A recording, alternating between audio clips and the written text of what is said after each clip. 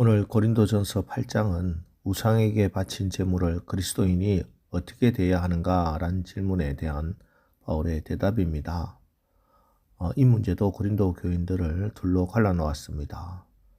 지금 우리가 생각하기에는 그게 그리 큰 문제가 되는가? 왜 하필 그리스도인들이 우상에게 바친 제물을 먹어야 하는가 하고 생각할 수 있겠지만, 당시 고린도 교회는 이방 지역이었고 그 지역은 이방인의 신전이 굉장히 많았습니다. 때문에 이곳에서 유통되는 대부분의 고기는 신전을 거쳐 나온 고기들이었습니다. 그래서 이 논쟁은 사실 육식을 해도 되느냐 아니냐의 문제라 할 수 있습니다.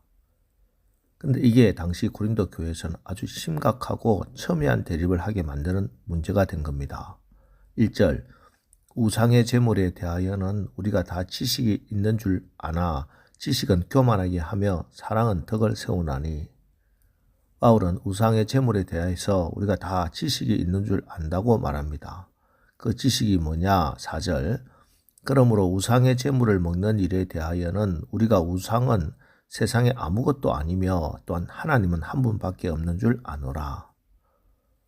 우리가 우상은 세상에 아무것도 아니며 우리가 하나님의 자녀고 하나님께서 창조하신 피조물을 하나님의 자녀인 우리가 먹는 것이 무엇이 문제가 되는가? 이것이 우상의 제물에 대해서 그들이 가지고 있는 지식이었습니다. 그런데 문제는 아직 믿음이 어린 사람들입니다. 7절, 그러나 이 지식은 모든 사람에게 있는 것은 아니므로 어떤 이들은 지금까지 우상에 대한 습관이 있어 우상의 제물로 알고 먹는 거로 그들의 양심이 약하여지고 더러워지느니라. 이 지식은 모든 사람에게 있는 지식이 아니라고 말씀하고 있습니다. 아직 믿음이 어린 사람들, 이제까지 우상에게 절하고 우상의 신전을 들락거리던 사람들이 교회의 공동체 일원이 되었는데, 교인들이 모여서 우상의 신전에 바쳐진 제물을 먹고 있는 것을 보면은 이건 우상을 섬기는 것과 하나님 섬기는 것이 무슨 차이가 있는가? 이런 착각을 할 수 있다는 겁니다. 그러면서 예수를 믿는다고 하면서도 우상 신전에 드나들지 않겠는가? 그러면 그 영혼은 어떻게 되겠는가? 이런 사람들이 문제가 됩니다. 그래서 9절에 그런즉 너희의 자유가 믿음이 약한 자들에게 걸려 넘어지게 하는 것이 되지 않도록 조심하라. 예, 우리에게는 자유가 있습니다. 하지만 이 자유가 믿음이 약한 자들을 걸려 넘어지게 하는 것이라면 조심해야 한다고 말씀합니다. 오늘 우리도 마찬가지입니다. 우리가 신앙생활을 하면서 위로는 하나님과의 수직적인 관계뿐만 아니라 좌우를 돌아보는 수평적인 관계도 항상 조심해야 합니다. 예, 먼저 믿는 우리는 코람데오, 하나님 앞에 살아간다는 의식을 늘 가지고 살아야 합니다. 거기에 더해서 우리의 눈빛과 행동과 말투 하나하나까지 주변에 믿지 않는 사람들 혹은 처음 믿는 사람들에게 본이 되어야 한다는 이 의식, 이것이 오늘 우리에게 너무나 필요한 줄로 믿습니다. 왜냐하면 그 한 영혼 한 영혼이 모두 다 그리스도께서 피로 값주고 사신 가장 소중한 영혼들이기 때문입니다. 그래서 바울은 스스로 이렇게 자신의 결단을 소개합니다. 13절, 그러므로 만일 음식이 내 형제를 실족하게 한다면 나는 영원히 고기를 먹지 아니하여 내 형제를 실족하지 않게 하리라. 물론 자기는 고기를 먹을 자유가 있으나 이 자체가 형제를 실족하게 하는 것이 된다면 나는 영원히 고기를 먹지 않겠다. 이렇게 결단한 것입니다. 무엇 때문에 그렇게 했습니까?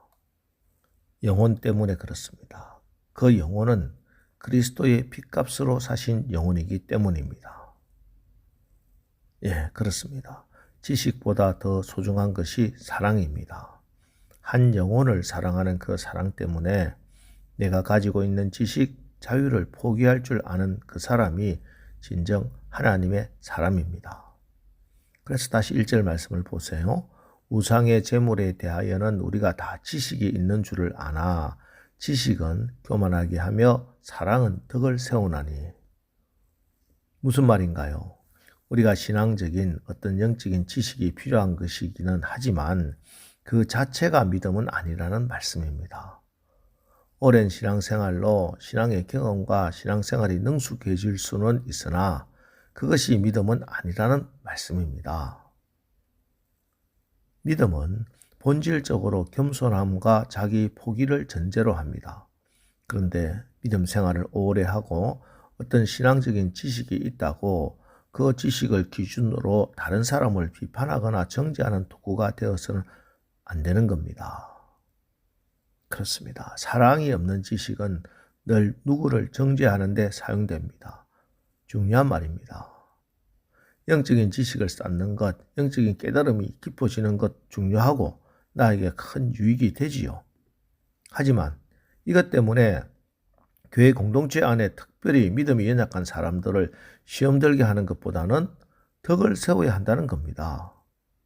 문제는 지식의 결핍이 아니라 사랑 없는 지식에 있다는 겁니다.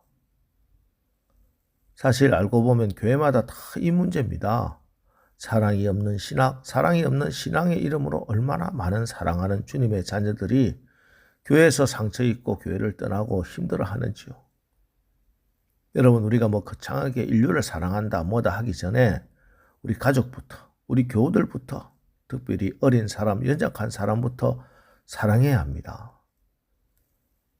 만일 우리가 예수를 믿지 않았다면 지금 여기 있는 사람들 알아야 할 이유도 없고 알 필요도 없습니다. 그런데 예수 믿으면서 어떻게 달라졌습니까? 한 몸이 되었습니다. 한 가족이 되었습니다. 이 땅에서뿐만 아니고 영원한 가족이 되어 천국에서도 함께 살게 될 겁니다. 가족은 위기 때 서로 의지합니다. 아픈 가족은 도와줍니다. 연약한 어린 자녀들 잘 양육해 주는 겁니다. 너의 아픔이 나의 아픔으로 다가오고 나의 문제가 너의 문제로 함께 나누어지는 가족 공동체.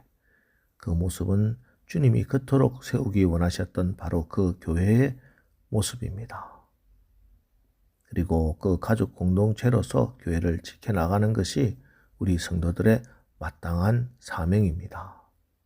이것이 우리 아버지 하나님이 기뻐하시는 것입니다. 여러분, 오늘도 사랑으로 승리하시길 바랍니다.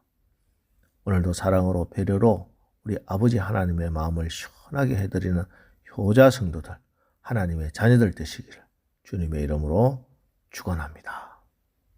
기도하겠습니다.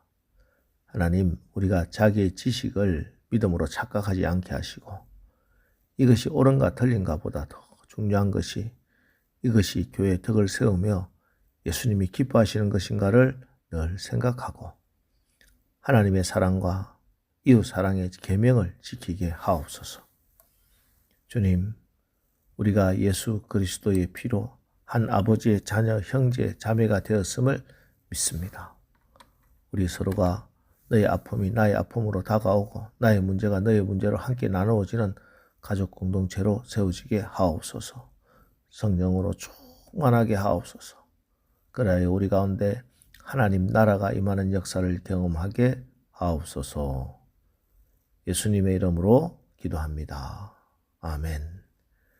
자, 이제 오늘 말씀을 붙들고 주여, 오늘 하루 우리가 한 영혼을 사랑하는 그 사랑 때문에 내가 가지고 있는 자유를 포기할 줄 아는 참된 믿음의 삶을 살게 하옵소서.